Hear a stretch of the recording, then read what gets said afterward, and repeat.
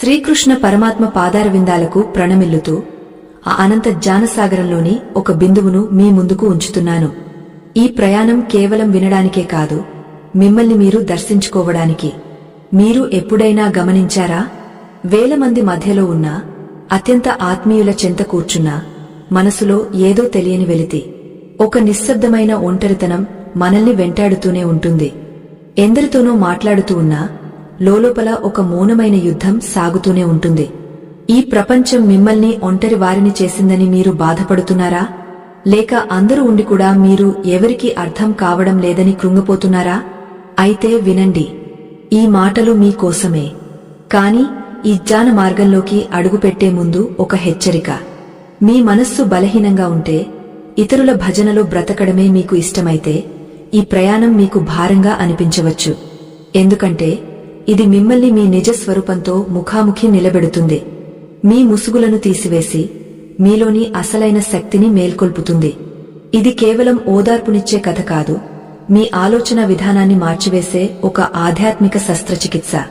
మన పురాణ గ్రంథాలు, ఉపనిషత్తులు ఒకే విషయాన్ని గంభీరంగా చాటుతున్నాయి. ఏకాకి యతచిత్తాత్మ అనగా తనను తాను తెలుసుకోవాలనుకునేవాడు ఏకాంతాన్ని ఆశ్రయించాలి. అర్జునుడు కురుక్షేత్ర యుద్ధభూమిలో లక్షలాది మంది సైనికుల మధ్య ఉన్నా, పద్మవ్యూహం వంటి సమస్యల మధ్య ఉన్నా చివరకు తను ఒంటరిగానే నిర్ణయం తీసుకోవాల్సి వచ్చింది.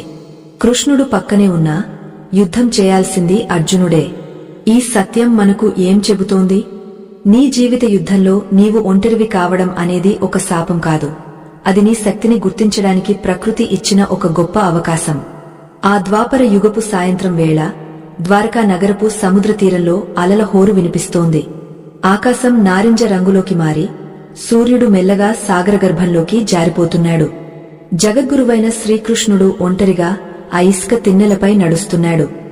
ఆయన వెనుక అడుగుజాడలు పడుతున్నాయి, కాని వెంటనే అలలు వచ్చి వాటిని చెరిపివేస్తున్నాయి.